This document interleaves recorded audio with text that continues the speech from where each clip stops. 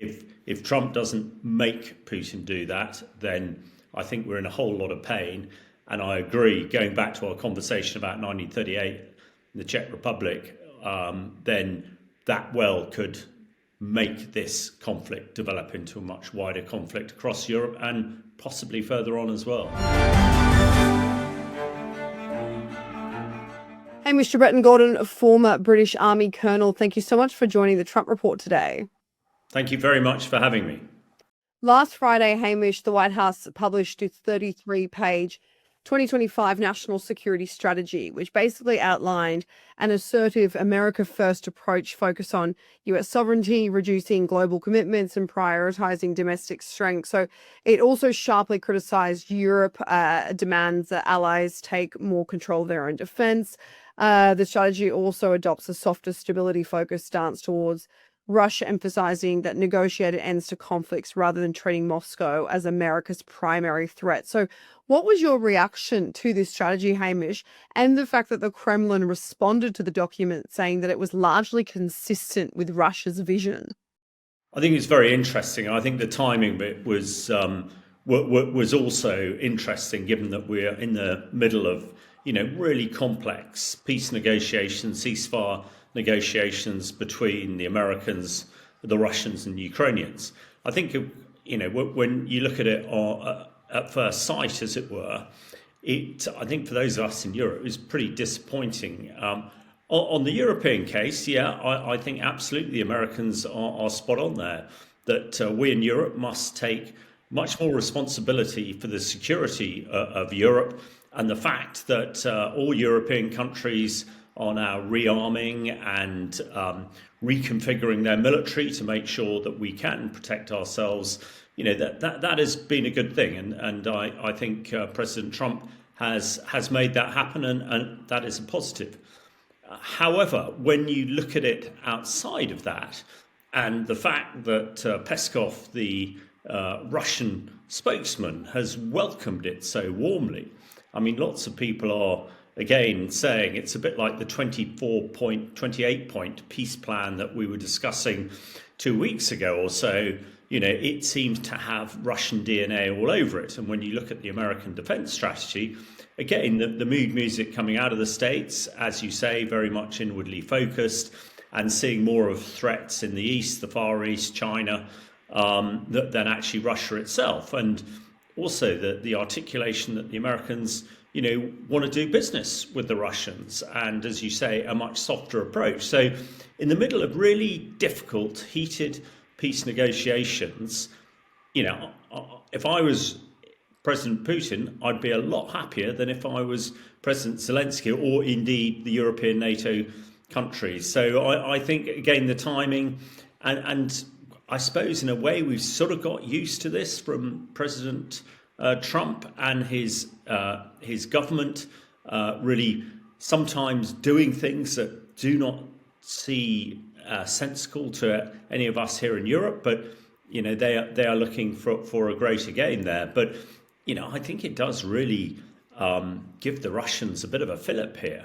We were hoping that the key issue that seems to be on the peace negotiation table is the Donbas, and President Zelenskyy, who's just arrived in London, has reiterated that, yet been absolutely clear that the Donbas are not for sale to the Russians, and that for him is a red line. Whereas President Trump, I think, suggested last night that Zelenskyy was being a bit intransigent here, and sort of handing the initiative to the Russians, which just doesn't go well this side of the Atlantic. So I think we are all feeling a little bit less safe after the US defense strategy came out last Friday than safer. And we'll get into the Donbas and how that really is a critical and crucial part of brokering the deal. But for right now, when this strategy came out, Hamish, Republican Congressman John Bacon, he's been, as of late, opposing the US's approach to Putin. He responded to this national security strategy with a tweet that read, "Our new national security strategy sounds like our 1930s foreign policy. Most Americans want a strong US role in NATO and know that China, Russia, and Iran are our adversaries." So do you agree with that? Is it similar to that? Well, I think lots of people are drawing the parallels to the 30s and also sort of 1938 again with trading territory for sort of peace. And I would agree. I think the actions of President Putin and the actions of Adolf Hitler are pretty similar. They were both autocratic dictators, or are autocratic dictators in Putin's case, both wanting to dominate Europe and to take territory. And I think any indication, and we've learnt it from the 30s, if you do give up land, then that encourages rather than discourages. Some people seem to be suggesting to President Zelenskyy, well, give up a bit of the Donbas, that will be it, and it'll all be over. Now, I tend to agree with President Zelenskyy. If he does that, that is just the thin end of the wedge, because it is very clear that, and Putin has said this, and the French Foreign Secretary said it last week, that until Putin drops his Soviet expansionist ideas, then the chance of peace just don't exist. Because we know, as the French Foreign Minister said, that actually what Putin really wants is the whole of Ukraine and the Baltic states for starters, to try and redraw the old USSR, Soviet Union boundaries. So if he has ceded more land that he hasn't taken, and let's not forget that he has lost 1.5 million soldiers taking part of the Donbas that he's got so far. So it would be a hell of an effort for him to do it. And the UK Defence Intelligence update about a month ago suggested it would be another 1.5 million people. So, yeah, I do agree. There are worrying parallels between what we're seeing now in Europe and what we saw in the 30s, particularly 1938 and 1939. And we know that appeasement of a dictator in the 30s led to a 6-year war where millions and millions were killed across Europe and across the world, and developed into a World War II. So, one would hope that Trump is doing his history. One hope those who are advising them understand the history and are giving him correct direction, because on this side of the pond, it obviously is looking very different to what it's looking in Washington at the moment.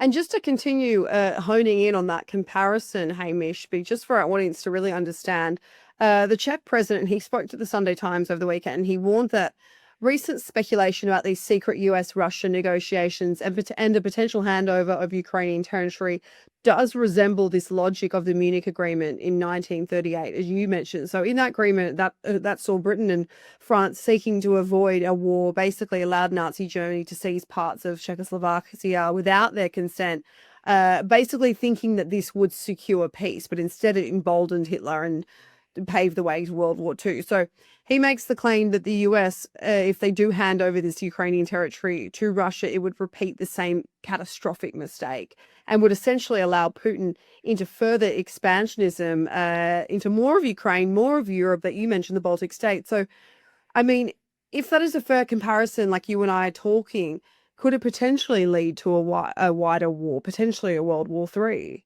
Yeah, I absolutely agree with the Czech president here. I think he's spot on. The similarities are frighteningly close. And if the territory, if the Donbas is ceded, if there is a ceasefire, then to me that just encourages Putin. It will have meant he will have taken about 20% of Ukraine during this war, and also when he annexed Crimea back in 2014. So why on earth would he stop? He's then going to have a year or so, or however long it is, to redevelop his military. We know that his military machine is at full power. His tractor factories are turning out tanks. He's making more ammunition than the combined almost rest of the world at the moment. So if he had 2 years to build up, I mean, he would put himself in a heck of a position to be able to carry on and keep fighting. Now, what is unclear from the peace negotiations thus far are the security guarantees. And it's no accident that the German Chancellor, the French President, and the UK Prime Minister are meeting Zelenskyy today to talk exactly that.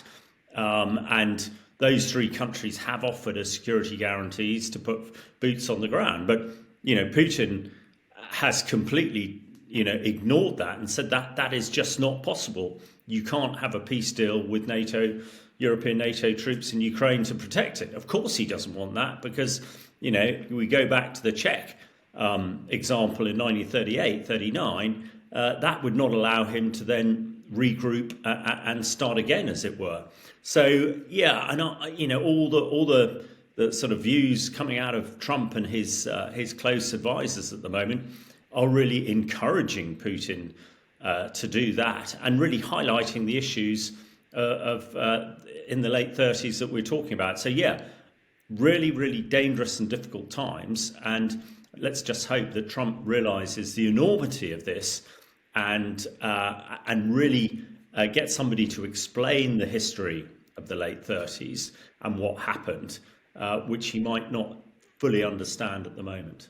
There's been a lot of confusion over really where we're at when it comes to peace deals because there's so much back and forth. There's this delegation meeting, this meeting happening over here. There's been a lot of back and forth in the last week or so.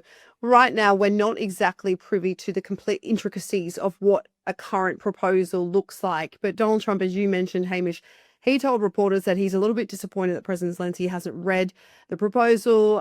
He had it a few hours ago. His people love it, but he hasn't. Russia is, I believe, fine with it. I'm not sure that Zelensky's fine with it. His people love it, but he isn't ready. So Zelenskyy is reported to be briefed by his delegates today. At the same time, he's, of course, meeting with the UK, Germany, and France today. But Putin's top foreign policy aide also told Russian media that the US needs to make radical changes to this peace plan. So it's actually really hard to know where we're at with this plan and who's agreed to what. Yeah, you're right. It's pretty confusing.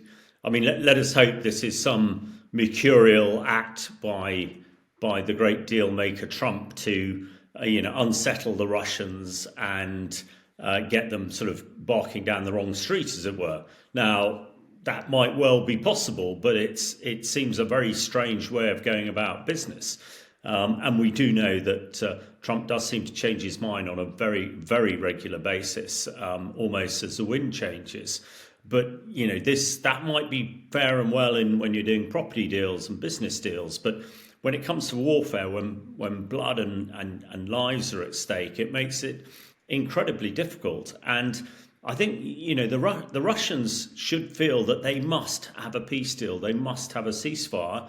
Otherwise, they're going to fail completely. But everything we've heard, certainly over the last, 2 or 3 days since Friday, to me, encourages Russia, doesn't discourage them. So, this messaging, it seems strange that the Ukrainians are slapped down all the time and the Russians are giving encouragement. I think hopefully what today's meeting with European leaders and Zelenskyy are going to do is an acknowledgement that Europe are actually really going to step up to the plate properly now.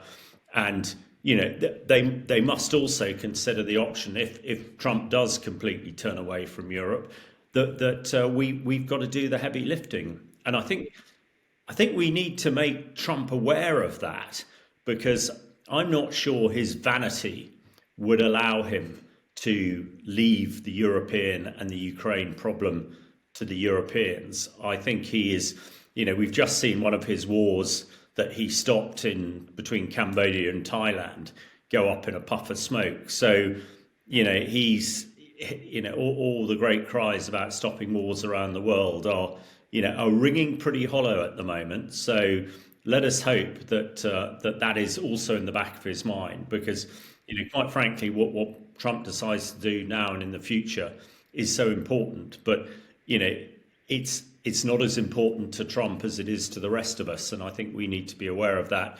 And Europe needs to be prepared to step in, if required, from a political, diplomatic, and most importantly, a military position. Hamish, just to kind of wrap up the land concession discussion, Trump's envoy Keith Kellogg, who, as we know, is stepping down from his post in January, he told the Reagan National Defense Forum that efforts to resolve the conflict are in the last 10 meters, emphasizing that is always the hardest part. But he spoke about the nuclear power plant and the future of Donbas. He said, if we get those two issues settled, I think the rest of things will work out fairly well. Well, we're almost there. We're really, really close. But at the same time, Ukraine is under a constitution and refuses to give up the Donbas. Zelenskyy also said that there are disagreements over it on all parties still. And then on the other hand, you've got Putin telling Russian media that either we liberate these territories by force of arms or Ukrainian troops leave these territories. So just so our audience understands, we're very much in the exact same place on land concessions than we've always been. Yeah, I think we are. And General Kellogg, sadly, who seems to be one who really understands the military position and actually a lot of the other areas, as you say, is leaving. And I think that's a great shame because Steve Witkoff, who is this real estate dealer that Trump is relying on to do this. I mean, we only saw last week when him and Jared Kushner were in Moscow. They were completely outmatched and outclassed by Putin and his team, and the fact that Kellogg's been sideways moved is a problem. But when it comes on to those those key areas, the territorial area, I don't think there is any way at all that Zelenskyy is going to agree to concession of the Donbas. We're talking about hundreds of thousands of Ukrainians who don't want to be Russians, and still a lot of real estate. And when we come to Zaporizhzhia nuclear power station, which before the war provided a heck of a lot of power and heating to Ukraine, again, to have it illegally annexed by Russia, I would have thought it was pretty unacceptable. Ultimately, it is the Donbas that is going to decide whether this goes forward or not.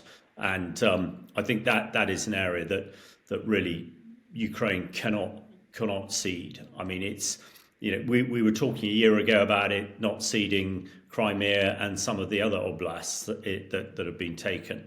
Now we're down to freezing the lines where they are, which to me is probably the bare minimum to have a ceasefire and a peace deal. But that's not good enough for Putin.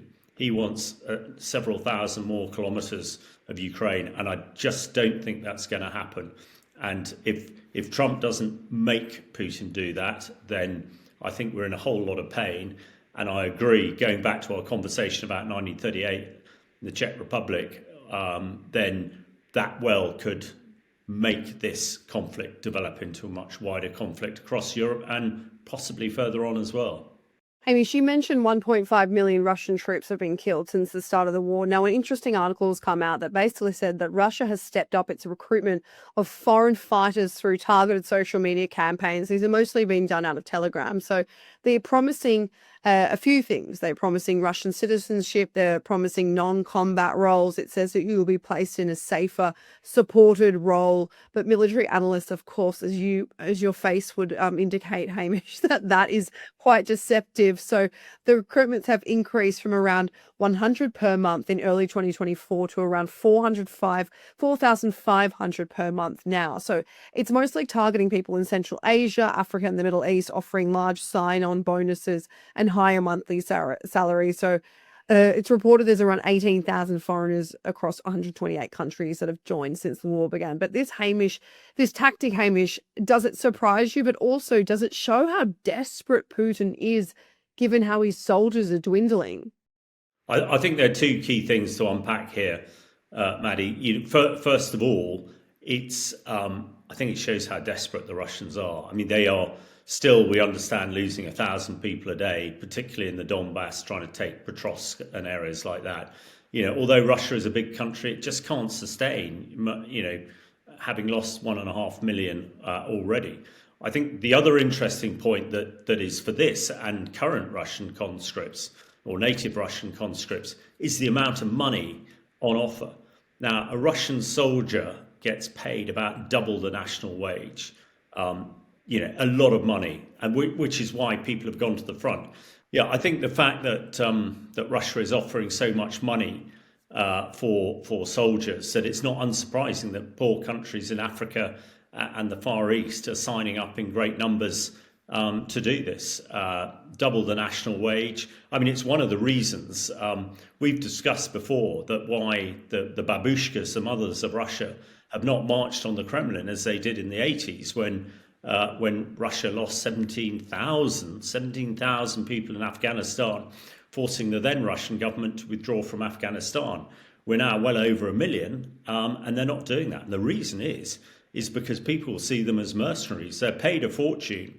And if Russian soldiers are killed on the front line, their family are paid a fortune. So people, yeah, that's why they're getting on with it. But the fact that, Russia now has to troll the world to find, cannon fodder, if you like, to go into the meat grinder is bizarre. And as you say, being offered, soft rolls at the back, well, ask the North Koreans, that didn't really stick. They were promised nice, cushy jobs in the back, and 11,000 of them also were killed, so I understand. Hamish, I want to read out a few stats from this recent poll. It's a Reagan National Defense Survey. It shows that 64% of Americans now favor the US sending lethal aid to Ukraine, the highest level since Russia's full-scale invasion. It's jumped 9% since this time last year. So here's some of the stats. 65% support giving Ukraine long-range missiles, 68% back selling US weapons to European allies that can help Ukraine, 69% favour a NATO-style collective defence commitment to Ukraine, 74% support a demilitarised zone with the US and European air support. Around 45% of Americans favour Ukraine regaining all of its territory, while the smaller shares support trading territory for peace and opting for a ceasefire, while in a separate poll, 51% of Americans think that any peace deal forcing Ukraine to give up territory or restrict its military size is unacceptable. 74% of US respondents said it matters that Ukraine defends its sovereignty against Russian aggression. So, Hamish, this speaks volumes. This poll is saying that Americans more than ever than before since the invasion in 2022 want Donald Trump, want the Trump administration to help out, sending military, helping out with intelligence, whether it's sending help to NATO and European allies that will in turn send it to Ukraine, whatever it may be. But my question for you is, right now in this situation of where we're at in the war, and this survey speaks volumes, these two surveys, what would you recommend for the US to send to Ukraine in terms of weaponry and intelligence? Well, I think first of all, this is really refreshing. I think the view that we get this side of the Atlantic is the US people are not interested in Ukraine. They're insular and they just want to get on with things. And that is the sort of message that President Trump has been saying for a while. So let's hope he sees these results and it really fits in. I mean, I know it's an awful long way till the next election in the US, and he's probably not too worried about it. But let us hope that America is the great democracy, and if that's what the people want, let's hope that their government sort of take due notice to that. I think when it comes to munitions and stuff, we know that Europe is already buying key bits of weaponry, but unfortunately, during the Biden era, although some weaponry a lot of weaponry was given, it came with a lot of caveats. And I think first of all that whatever caveats are left, with particularly the use of long-range precision-guided missiles, those caveats should be taken off, because we've seen how effective it has been when Ukraine's been able to tack deep into Russia, hitting their power infrastructure, pretty much writing down their fuel production industry, which is having a huge impact to normal Russians. So I'd like to see the caveats off. We've talked before about the cruise missiles, and cruise missiles are an interesting factor here. Some experts will say, well, they're just a single weapon.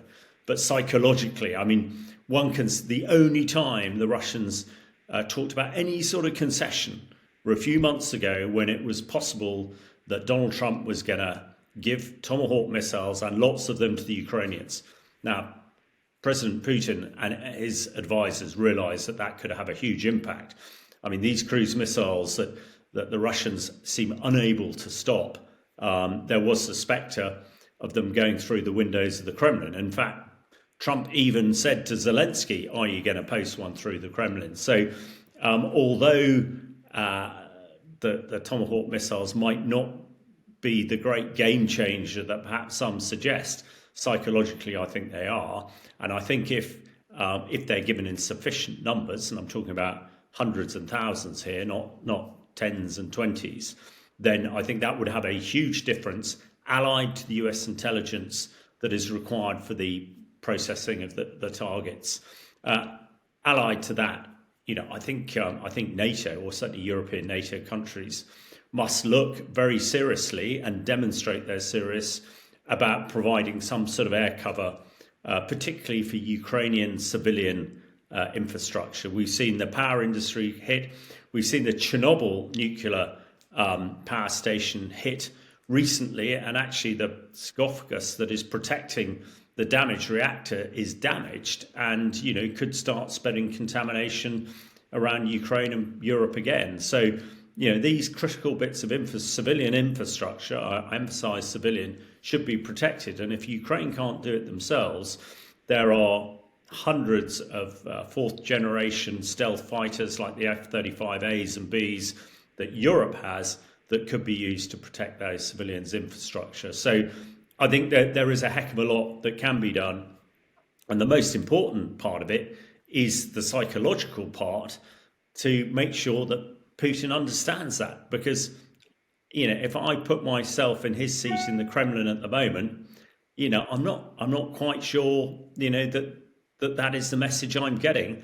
And, the last I heard from President Trump is that he seemed to be supporting my side rather than Zelensky's side. So that there is a lot the US could do. And if the president listens to his people, then he'll get on and do it. Hamish, just finally, because we've got to wrap the interview, you mentioned Zelenskyy. He will meet with Starmer and other EU leaders today in London. We've seen other Europeans in the last week commit funding millions of dollars in weapons to Ukraine. We also saw PM Starmer reiterate last week that British troops could be deployed as part of the peacekeeping or security guarantee missions after a peace deal is reached. But we've also seen the EU debating confiscating these 140 billion euros worth of Russian assets to help fund Ukraine. But we've seen Belgium, where the money is being held, apprehensive about this, worried that it would lead to further escalation, and then Russia hitting back, saying that if the EU would do this, there will be far-reaching consequences. But today, when they meet with Zelenskyy, what do you think France, Germany, the UK should be committing to doing? I don't know if you're interested in having boots on the ground from European nations before a peace deal is met, or whether this frozen Russian assets really should be a priority. Well, a couple of things there, Maddie. I think boots on the ground before a peace deal, probably not. I'm not sure about boots in the air, though. As I've described, the sort of no-fly zone protecting critical national infrastructure, that may be a thing. We understand that the main topic of conversation today is to provide a force that would go into Ukraine to monitor the ceasefire. And certainly that's well within the gift of the Germans, the French, ourselves. When it comes to the using Russian assets, I absolutely think that we should use all that Russian currency and whatever else. It's stored. The Belgians, are sort of responsible for it, and one slightly annoyed might be a strong word. The Belgians are trying to protect a key part of their business infrastructure, and this is it, and obviously generates a hell of a lot of money for Belgium, which is not a wealthy country and doesn't have many raw materials and other assets to go on. So there's a little bit of that, but I think again the fact that we're talking about it, the fact that the Russians are getting so upset about it, to me is a key element for leverage. So, yeah, I think absolutely, that 200 billion or whatever it is would be much more useful to the Ukrainians than it will to the Russians sat in a Belgian bank, as it were. So, yeah, there's lots of smoke and mirrors, and, sometimes it's difficult to know the true story here. But I think we in Europe, including the Belgians, need to do all we can to ensure that Ukraine gets a just peace deal. Hey, Mr. Breton Gordon, thank you for joining the Trump Report. Thanks for having me.